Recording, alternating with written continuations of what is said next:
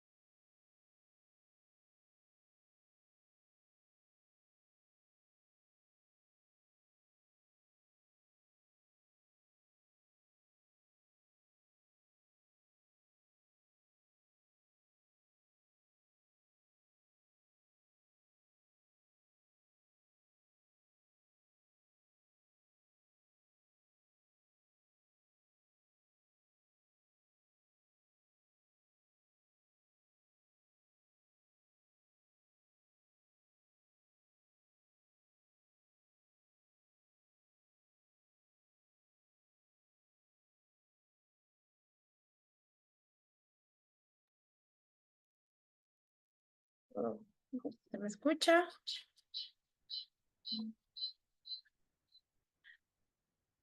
Muy buenas tardes, chicos. Un momento para poder evitar el eco. Denme un minuto.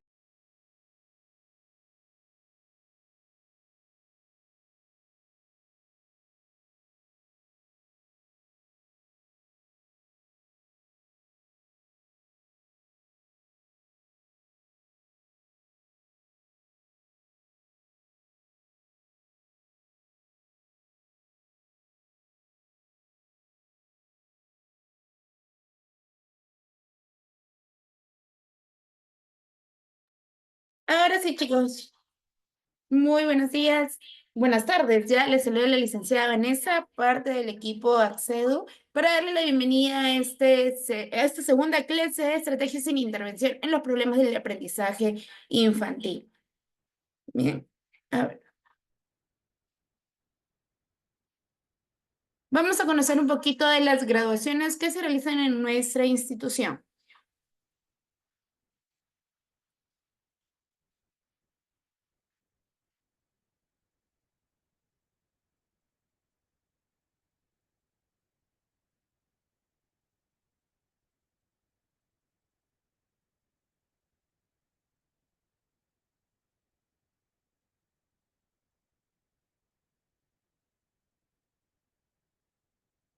Bien, chicos, como han podido observar, esta es una de nuestras graduaciones, parte del Holding 7.5, donde IDP también pertenece.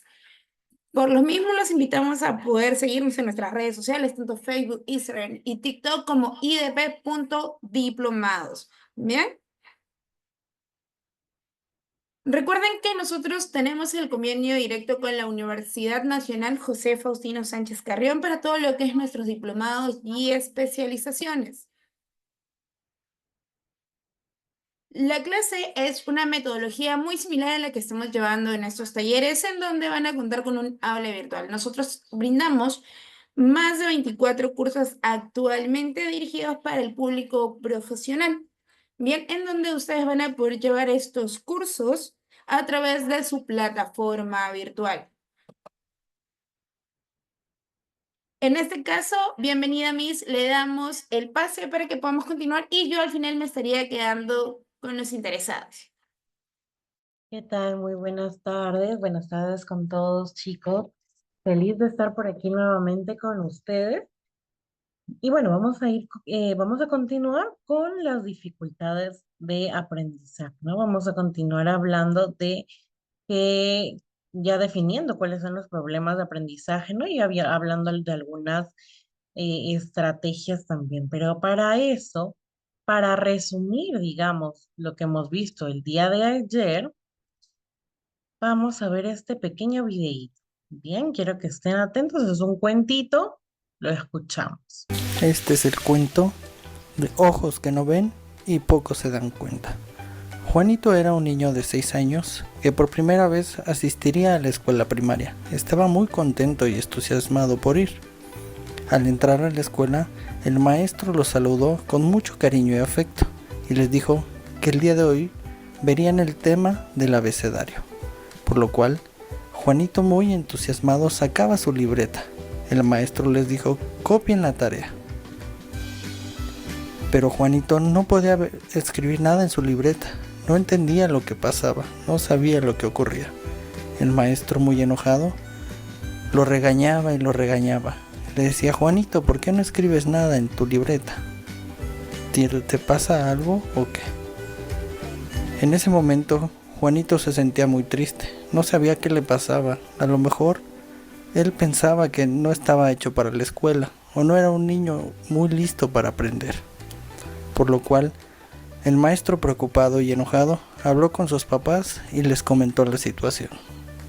Los padres, muy preocupados, no sabían qué sucedía con Juanito, pues él en casa era un niño muy listo y muy alegre.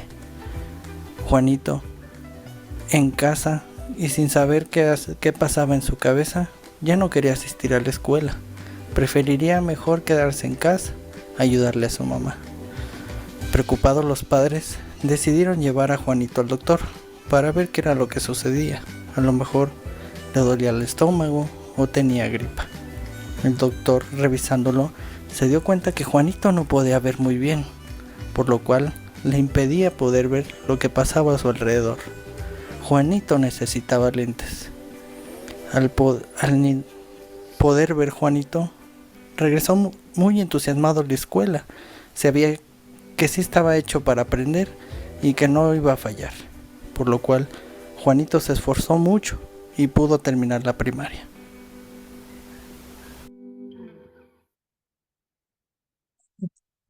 Muy bien, como ven, pues la Este historia de Juanito nos va hablando, en este caso, de sí, una dificultad en el aprendizaje. ¿Por qué? Porque no logra aprovechar todo lo que debería debido a esta barrera, que en este caso es el que no puede ver bien.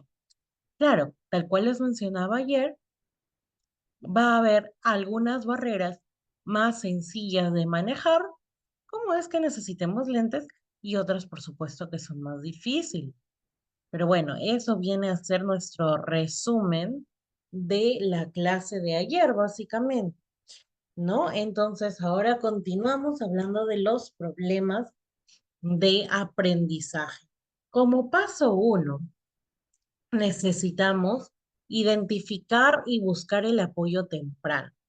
Bien, para identificarlo, necesitamos, bueno, perdón, al identificarlo, ¿no? Necesitamos implementar estrategias de apoyo adecuadas. Es decir, apenas eh, tenemos un, un análisis, ¿no? De los niños que tengo, digamos, a mi cargo, pues voy a tratar de hacer una identificación temprana, es decir, ver las primeras señales de riesgo, también llamadas, ¿no? Para buscar el apoyo. ¿no? ¿Por qué? Porque las estrategias que utilicemos tienen que ser también las adecuadas para el niño. Incluso estas pueden incluir evaluaciones diagnósticas, adaptaciones curriculares y la colaboración con especialistas para crear un plan educativo individualizado que aborde las necesidades específicas de cada estudiante. Entonces, sí, es trabajar con estrategias de apoyo, pero también adaptar el currículo, evaluar, colaborar con los diferentes especialistas. Todo ello me va a ayudar a tener una mejor identificación del problema de aprendizaje y por ende, si yo tengo una mejor identificación, pues la intervención va a ser aún mejor. Ahora, ya hemos hablado un poquito de esto, pero vamos a hablar de causas comunes de las dificultades de aprendizaje. Primero, hay factores cognitivos relevantes y el impacto del entorno familiar, ¿no? Así como ya veíamos la clase pasada. En cuanto a los factores cognitivos relevantes, las dificultades de aprendizaje pueden surgir de problemas cognitivos, que pueden ser, por ejemplo, la atención, la memoria, diferentes otros procesos que ya hemos estado viendo también cuando estructuramos cuáles son las habilidades cognitivas, ¿no? Y esto podemos verlo afectado, por ejemplo, en el caso de los niños con TDAH. ¿Por qué? Porque hay dificultades en concentrarse, ligado a la atención y, por supuesto, ligado con la memoria, porque nada pasa en la memoria si yo no le presto atención. Bien, entonces, en los niños con TDAH se ve afectada su capacidad para seguir instrucciones y completar tareas, limitando su rendimiento académico general. Pero nuevamente, no es que tiene este rendimiento básico, perdón, bajo o muy limitado por, por cualquier otra razón, sino es porque tiene un diagnóstico de TDAH en el cual pues se le necesita brindar ciertas pautas de apoyo mucho más específicas. Bien. En cuanto al impacto del entorno familiar, el contexto familiar y socioeconómico influye significativamente en el aprendizaje. La falta de recursos educativos y un ambiente inestable pueden obstaculizar el desarrollo cognitivo, mientras que un entorno enriquecido puede facilitar el aprendizaje y mejorar la autoestima del estudiante, promoviendo su éxito académico. Ya conversábamos antes también, ¿verdad? De la importancia de la familia en cualquier área del desarrollo realmente, ¿ok? Em, la, el entorno, la sociedad, la familia, ¿no? Puede favorecer o puede poner barreras también, ¿no? Y ese en realidad es el impacto, porque puede ser un impacto positivo o impacto negativo, ¿no? Entonces, es necesario el buscar desarrollar cognitivamente, ¿no? Denme un segundito, chicos, por favor, solo un segundito. Bueno,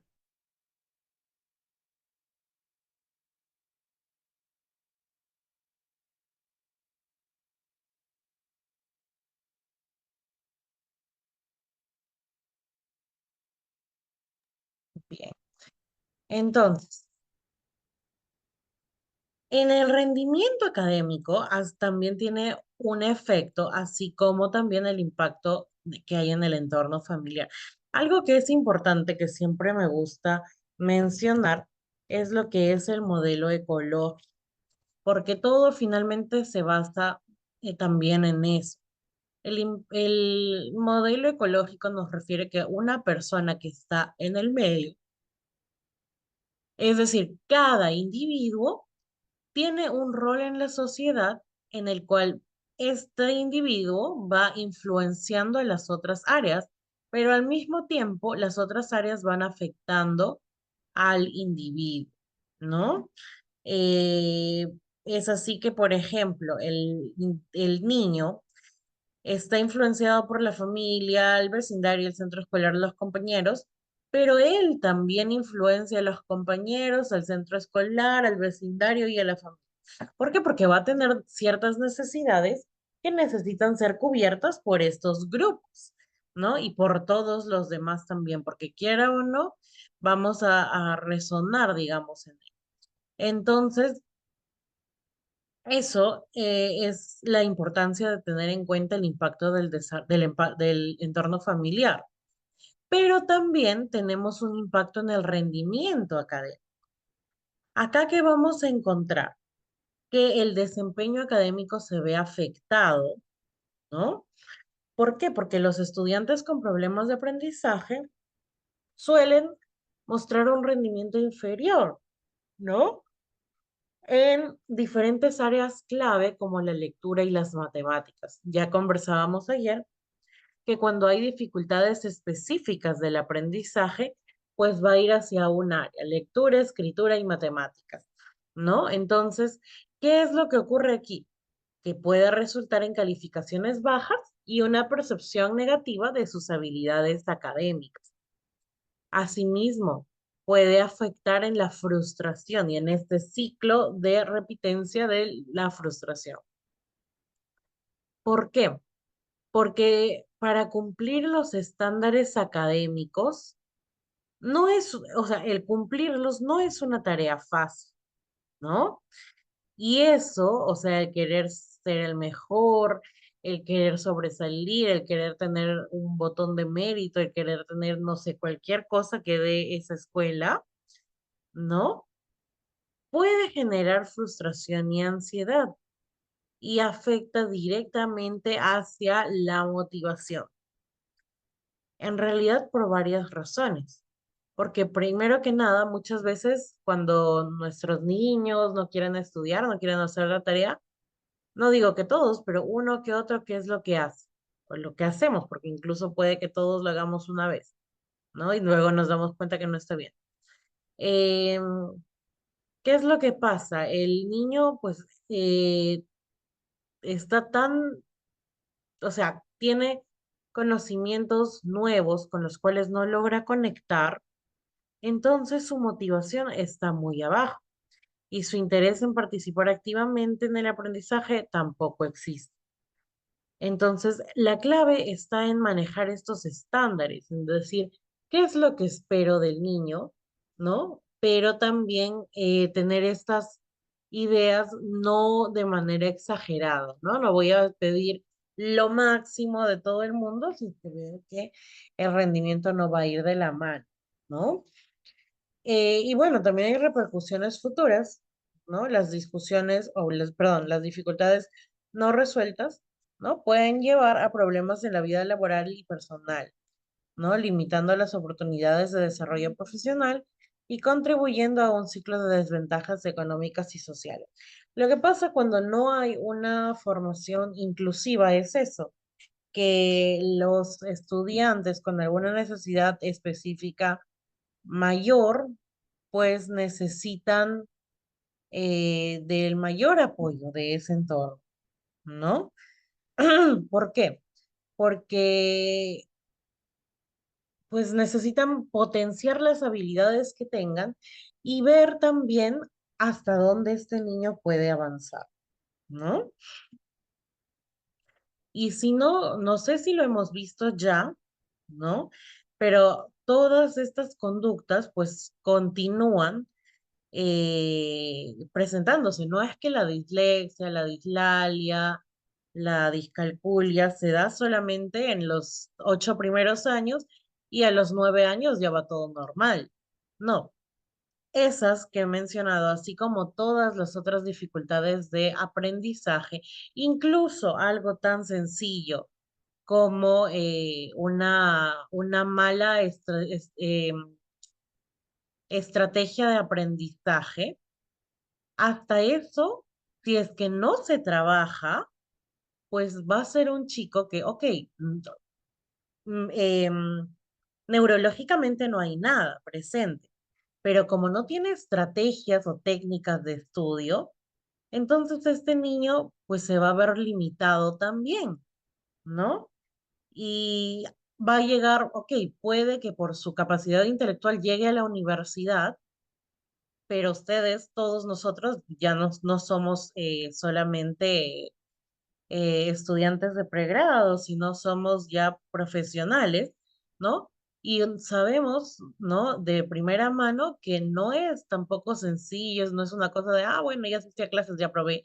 No, había que estudiar muchísimo, había y hay, si es que seguimos educándonos, ¿no?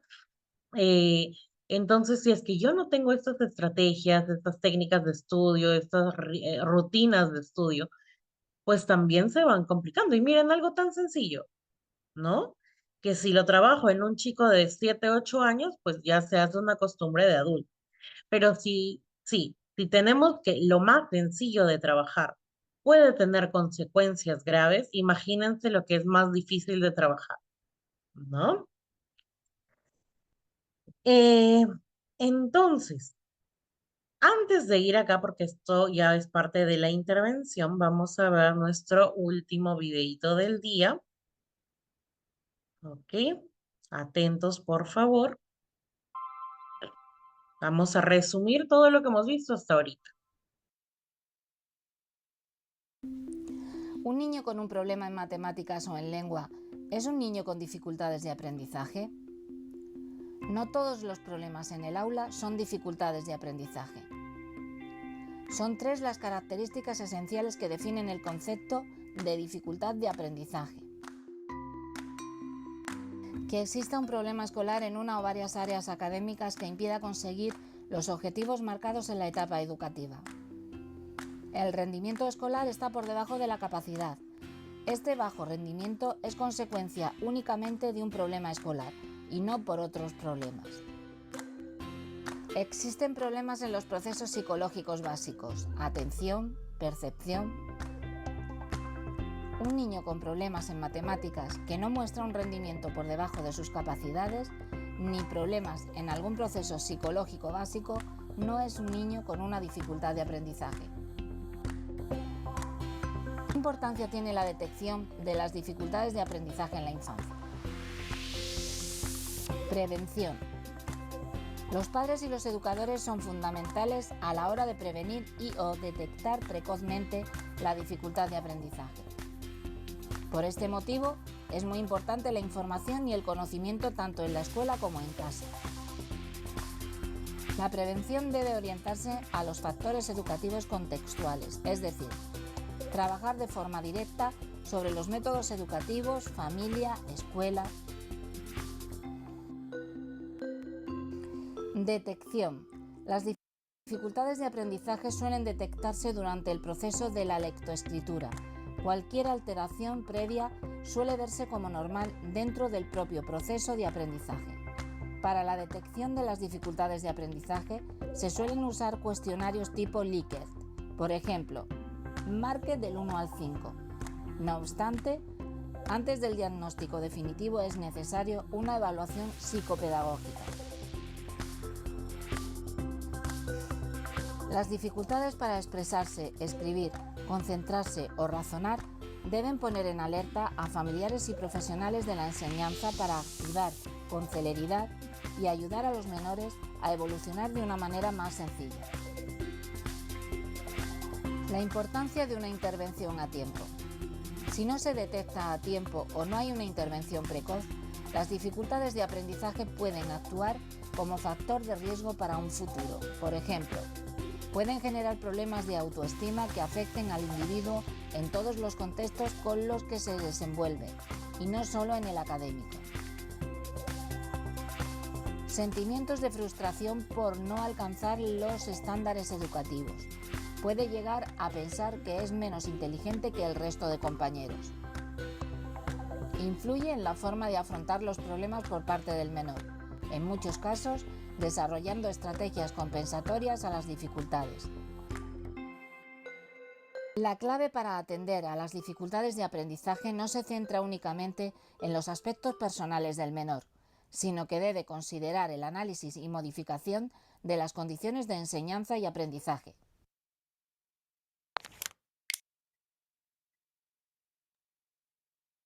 Bien, habiendo visto entonces este video, pasamos por aquí para hablar de las señales de alerta para nosotros, que eso es lo que nos interesa, eso es lo que hemos venido a aprender mucho más que lo demás.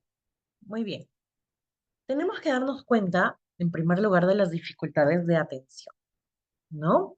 Eh, Creo que actualmente son las primeras que nos damos cuenta, ¿no? Porque al menos en mi campo de trabajo, lo que primero llegan, ¿no? Es diciendo, la Miss dice que no presta atención, que se distrae fácilmente, que no sigue instrucciones, que no completa sus tareas, ¿no? Entonces es lo primerito que nos damos cuenta. Ahora, no es que ahí esté todo, ¿no? Tenemos que ir evaluando qué es lo que está pasando, pero esto ya es la labor de nosotros como psicólogos, ¿no? Desde el aula, sí está bastante bien que los papás, pues, eh, perdón, los docentes puedan ir avisando de ciertas señales de alerta que están viendo en la atención de los chicos. Porque algo que tienen que tener en cuenta es que los chicos, es decir, por ejemplo, nosotros sabemos que cada año sería ideal pasar por el médico, ¿no? De todas las áreas, si es que es posible. No porque tengamos alguna dificultad, alguna enfermedad ni nada, sino porque siempre es buena la prevención. Y así como es buena la prevención en cuestión de enfermedades fisiológicas, pues también debería ser importante, igual de importante, el darnos cuenta si es que algo no está yendo bien en el desarrollo de nuestros hijos e incluso en el nuestro, de repente en ciertas alteraciones emocionales que podríamos tener o qué sé yo. Entonces, el que nos demos cuenta como docentes que nuestro niño está teniendo tal o cual dificultad, pues conviene el avisar a los padres o a los encargados y decir, miren, estoy viendo que no está yendo muy bien en esto, por favor, sería bueno que le lleven a que hagan una evaluación especializada. Si aparece algo genial, trabajamos desde temprano y si es que no, pues no pasa nada, ¿no? Es lo mismo, por ello les decía que yo vaya al médico, me hago mi chequeo de rutina, no pasa nada, bacán, genial, sigo igual, pero si aparece algo, pues lo abordo de manera temprana y esa es la idea de todo lo que vamos trabajando, ¿no? En segundo lugar, el rendimiento académico inconsistente. Veíamos ayer que cuando hay dificultades generales, el rendimiento académico es consistente, pero es bajo, ¿no? Entonces, ¿por qué? Porque hay otras limitaciones que igual es importante el tomar en cuenta. Pero cuando tenemos un rendimiento académico inconsistente, pues aún más razones para ver qué está pasando. Porque no es lógico, ¿no? Por ejemplo, regreso a estos exámenes porque a veces funciona muy bien el hacer comparaciones de este tipo, ¿no? Voy a hacerme mi examen de sangre, hemoglobina muy bien, nivel de plaquetas muy bien, etcétera, etcétera, etcétera, etcétera, pero uno de esos está súper mal, o sea, fuera de los niveles adecuados. ¿Qué estará pasando? Bueno, hay que ver qué está pasando porque no es adecuado que todo esté tan bien y este no, ¿no? Pero también es más sencillo porque es un indicador de todos los otros, ¿verdad? Entonces también es importante no solo ver cuando el niño tiene todas las notas en rojo, decir, ah, algo está pasando, sino también cuando tiene todas en azulito o todas en AD y solo una está, pero pésimo, ¿no? También los comportamientos disruptivos, ¿no? ¿Qué son comportamientos disruptivos? Aquellos que crean no molestia, pero sacan de la dinámica adecuada de la convivencia en el aula, ¿no? Las actitudes que está teniendo, ¿no? Por ejemplo, que un niño se tire al piso, empiece a gritar, golpee, tire cosas, etcétera, etcétera, etcétera. Estas actitudes que básicamente lo que hacen son interrumpir la clase o buscan moverse sin una autorización y sin una razón también, ¿no? Porque hay casos en los que, bueno, es necesario, ¿no? Por ejemplo, tampoco esperes que tengas una clase de, yo creo que hasta en realidad nunca, en realidad ni en la universidad, pero mucho menos niños de primeros años de primaria o inicial que estén tranquilos si es que tú lo sientes, solamente lo sientas de 8 de la mañana a 1 de la tarde. Entonces, eso, si tus niños empiezan a moverse, no sé, a las 10 de la mañana, ahí no quiere decir que tengan un comportamiento disruptivo. Quiere decir que tus alumnos son activos, como casi todos los niños, y necesitas integrar ciertas estrategias en base al movimiento, ¿no? Y que también es una forma genial de ir aprendiendo. Entonces, ahí sí hay diferenciación, ¿bien? Pero bueno, este tipo de actitudes disruptivos pueden ser manifestaciones de frustración ante las dificultades académicas. Por eso es que una pregunta que siempre, al menos yo realizo, ¿no? Es ¿cuándo se para del aula? ¿En qué momento? ¿En qué clase? ¿Frente a una actividad específica? Porque a veces me dicen, no, en todas las clases se para, pero ocurre que solo se para cuando tienen que pintar con plumones. Ok, entonces, si es que trabajan con colores, no se para, no. Si es que trabajan con tijeras y goma, no se para, no, solo cuando trabajan con plumones. Ah, ok, entonces quizás los plumones están generando algo, habrá que ver qué es ese algo, ¿no? De repente no tolera el olor o de repente sus plumones ya no pintan, qué sé yo, muchas razones. Y cuando hay dificultades de otros tipos, de repente sensoriales o de lenguaje, y el niño no puede llegar a comunicar lo que siente, pues entonces se frustra. Y obviamente esto también está causando una dificultad de aprendizaje porque no está logrando los objetivos que se plantean, pero hay algo que está ocurriendo allí y necesita sobre todo un enfoque comprensivo para abordar sus necesidades. No necesita que digamos, este niño se porta mal, no hace caso, no, necesitamos de verdad analizar qué es lo que está pasando. A veces, por ejemplo, ¿no? Eh, ya, voy a tomar las fechas que estamos teniendo, ¿no? Hacemos el pavo de Navidad y nos damos cuenta que algo pasó, no sé, se le pasó la sal, se le pasó algo, pero tratamos de analizar qué es lo que ha pasado con este pavo que no nos ha salido tan bien para que no se vuelva a repetir. Entonces, si lo hacemos con un pavo, lo podemos hacer también con nuestros niños, ¿no? Podemos evaluar qué es lo que está pasando realmente y analizar a lo más mínimo, ¿no? Para poder ver qué es lo que está pasando. Ahora, ¿qué estrategias puedo utilizar para el apoyo? En primer lugar, la diferenciación en el aula. Hay que implementar estrategias de diferenciación para adaptar el contenido y las actividades a las necesidades individuales de cada pequeño, ¿no? Promoviendo un aprendizaje accesible para todos los estudiantes.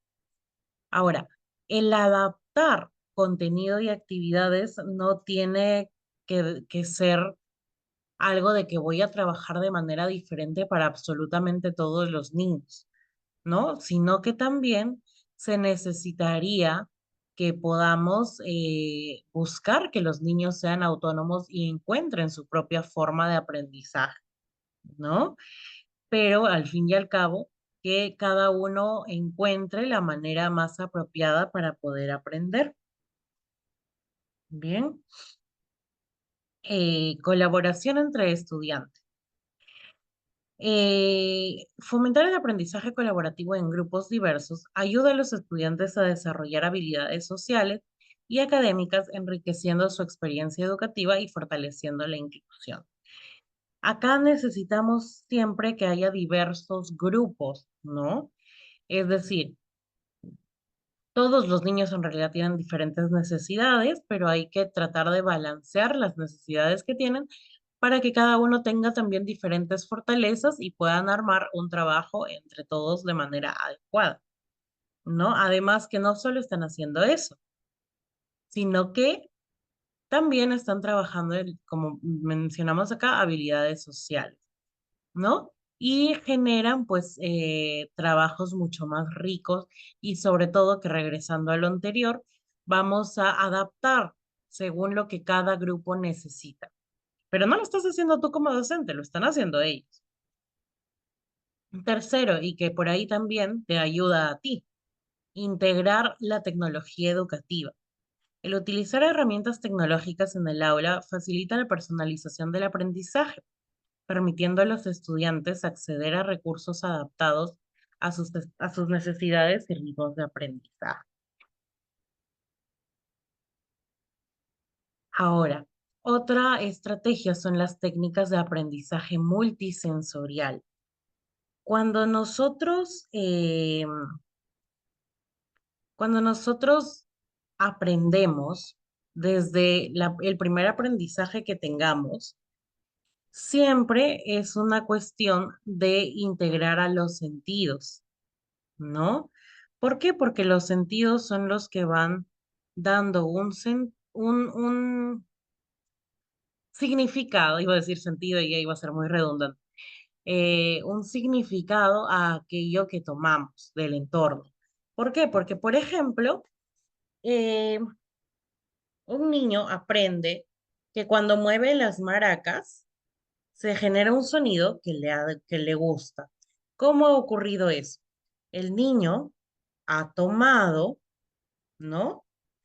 La sonaja, ha movido, ¿no? Y ese movimiento de la sonaja ha ingresado por el oído.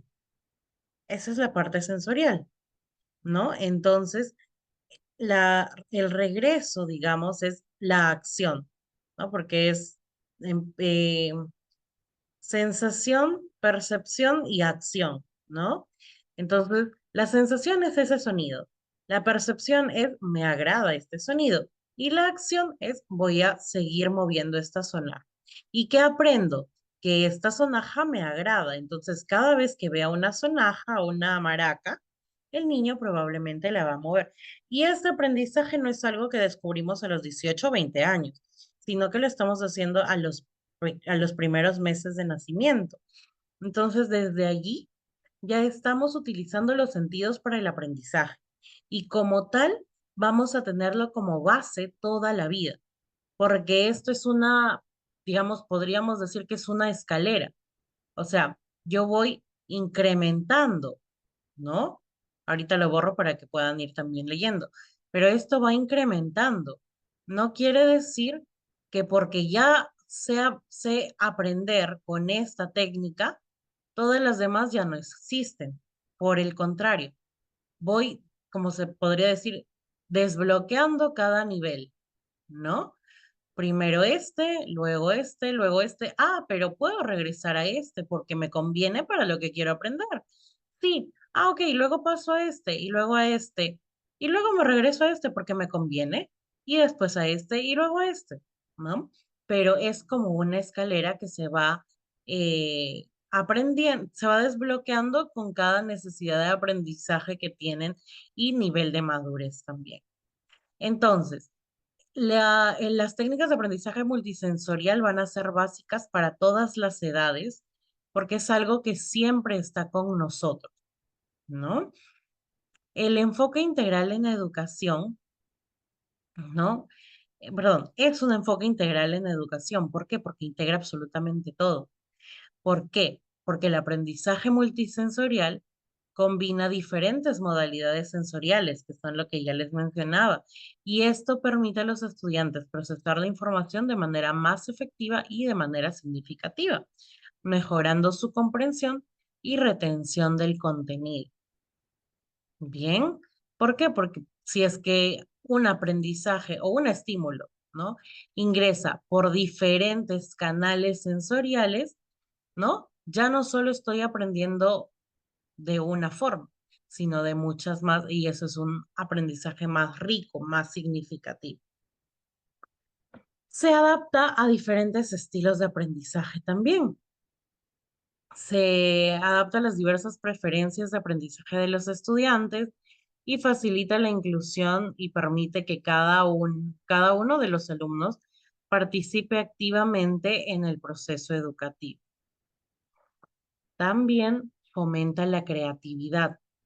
Bien, al involucrar múltiples sentidos, las técnicas multisensoriales estimulan la creatividad y el pensamiento crítico, lo que puede llevar a un aprendizaje más profundo y a la aplicación práctica de los conocimientos adquiridos. Entonces, ahora pasamos por actividades creativas para el aula, que es continuación de lo que estamos viendo. Fomento del aprendizaje activo. La implementación de actividades creativas en el aula no solo enriquece el proceso educativo, ¿no? Sino que también promueve un aprendizaje activo, donde los estudiantes se convierten en protagonistas de su propio aprendizaje, ¿no? Desarrollando habilidades críticas como la colaboración, la comunicación y la resolución de problemas a través de experiencias prácticas significativas y significativas. También vamos a hablar de el uso de la tecnología en el aprendizaje y los beneficios de la personalización. La tecnología hoy en día, ¿no? Permite adaptar el aprendizaje a las diversas necesidades que puedan tener y facilita el acceso a recursos específicos que abordan sus dificultades y estilos de aprendizaje, lo que resulta en una experiencia educativa más inclusiva y efectiva. Tal cual les mencionaba, las estrategias, la integración de la tecnología en el aula va a hacernos mucho más fácil el trabajo a los docentes, ¿no? ¿Por qué? Porque ya existen muchas plataformas, eh, incluso gratuitas, y que cada una se va adaptando a la necesidad que pueda tener cada niño, ¿no? Como que va aprendiendo de él mismo y se va adaptando a darle diferentes ejercicios para que vaya incrementando, pero progresivamente, ¿no? Entonces, por ejemplo, no sé si ustedes han escuchado o conocen la aplicación de Duolingo, que es para aprendizaje de idiomas, pero de adultos. Bueno, no solo de adultos, pero sobre todo. Eh, entonces, lo que hace es que al inicio te preguntas si tú ya sabes ese idioma y tú vas respondiendo, ¿no? Te hace como una prueba en ese idioma y según tus respuestas va adaptando tus sesiones, podríamos decir, de aprendizaje. Es decir, si tú sabes muy poquito, ¿no? De repente te pone en un nivel muy bajito. Si tú sabes mucho, te pondrá en un nivel intermedio o avanzado. Lo mismo con aprendizaje de matemáticas, lectura, escritura, ciencias, lo que quieras, ¿no?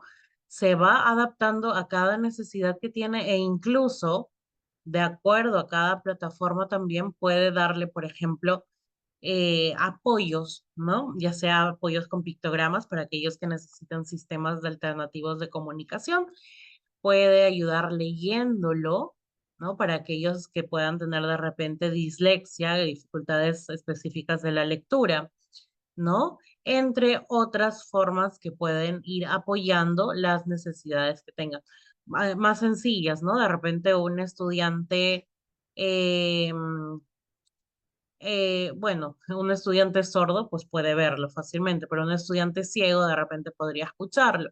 Un estudiante eh, eh, sin algún miembro superior, de repente puede responder de otra manera, qué sé yo. O sea, cada cosa puede adaptarse según la necesidad que presente el niño, ¿no? Y en cuanto a la implementación y evaluación de estrategias, o sea, no es que vamos a encontrar solo una estrategia y se acabó y esa la mantenemos por el resto del año escolar. No, necesitamos una evaluación continua, sí, de los estudiantes, pero también de ver de si nos está, o sea, es una evaluación para los estudiantes, pero al mismo tiempo para nosotros, ¿no? ¿Por qué? Porque estoy evaluando cómo les va, pero también me va a permitir ajustar las intervenciones educativas en tiempo real, viendo que se adaptan a las necesidades que son cambiantes en los estudiantes y que así se pueda ir adaptando el proceso de aprendizaje y optimizado. Bien, entonces, en la evaluación del progreso del estudiante vamos a hablar de la importancia de la evaluación formativa, el enfoque integral de la evaluación y el rol de la retroalimentación efectiva. En cuanto a la evaluación formativa, esta permite a los educadores monitorear el aprendizaje en tiempo real, facilitando ajustes inmediatos en la enseñanza para mejorar el rendimiento del estudiante.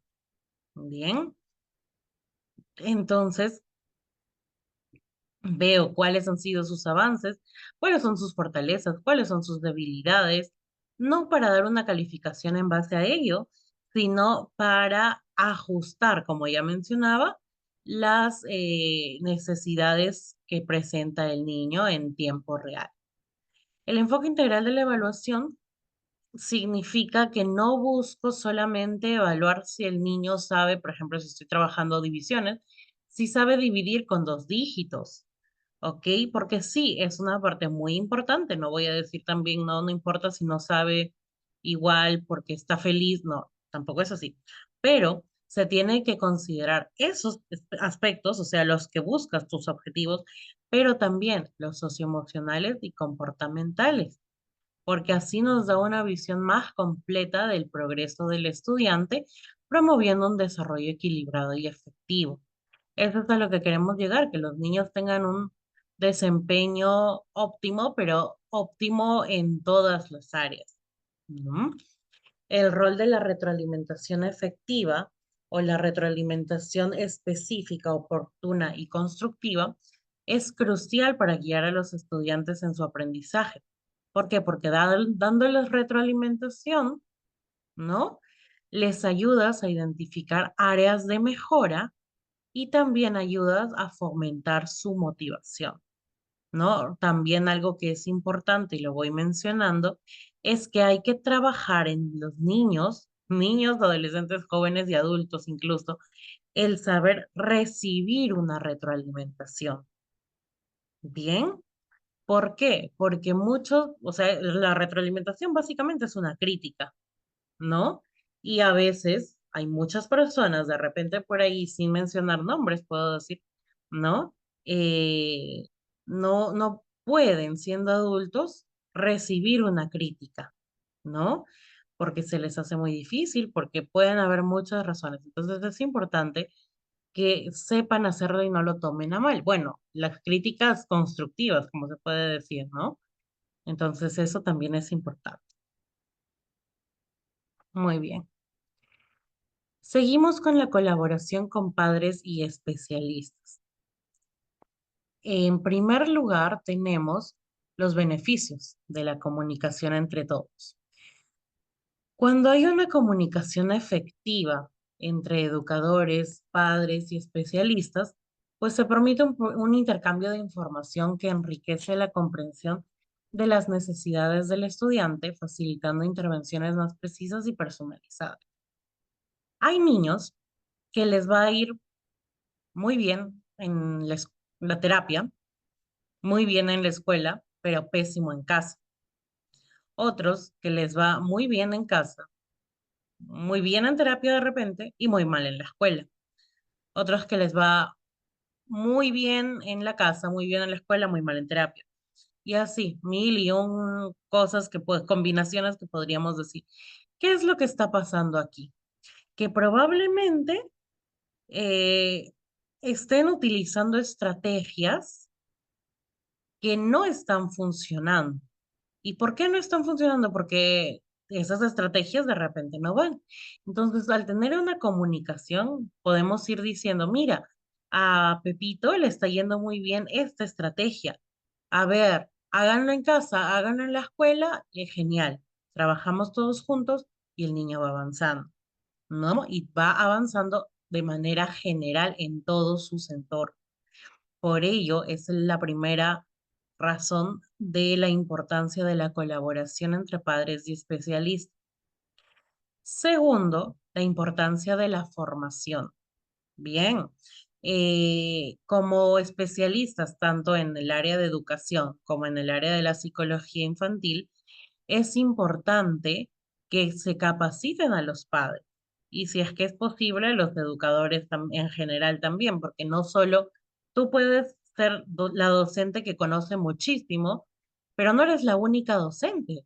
De repente también no lo sé, no quiero decir que porque sea profesor de otro curso no lo pueda saber, al contrario, hay muchos docentes de otros cursos que han llevado este tipo de especializaciones. Bueno, en el modelo de especialización que ya seguro después les van a estar mencionando de cómo es, ¿no? Pero hemos tenido docentes de educación física, de danza, de arte, ¿no? ¿Por qué? Porque se dan cuenta de la importancia de formarse en ello.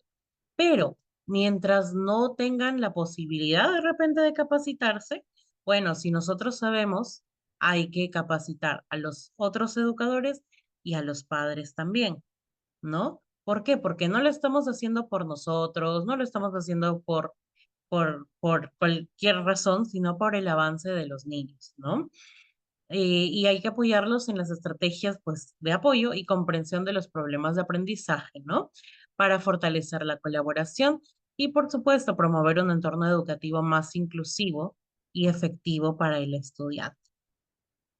Otra razón de la importancia de la colaboración, padres y profesionales, es la creación de un plan educativo individualizado, ¿no? Lo ideal, ¿no? En un mundo ideal, porque casi no se realiza de esa manera, es que se sienten todos los especialistas y hagan un plan educativo individualizado para cada niño, ¿no? Que se establezcan objetivos claros, se implementen las estrategias según sus necesidades y el único, bueno, no el único, sino el más beneficiado de todo ello va a ser el niño, pero no el único, sino todos los adultos que lo acompañan también.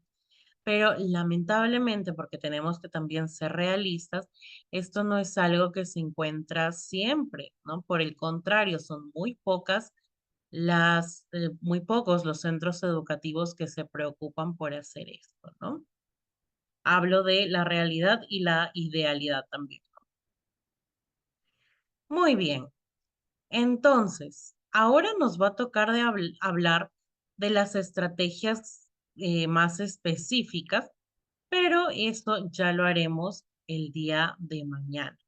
Hasta aquí, que nos quedan justo 5 minutos, quiero saber si queda alguna pregunta de parte de ustedes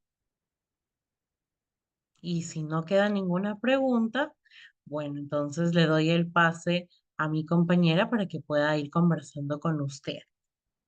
Y de igual manera, recordarles que el día de mañana, en el mismo horario, tenemos nuestra última sesión de este taller, ¿no? Ya les irá dando los alcances, ¿no?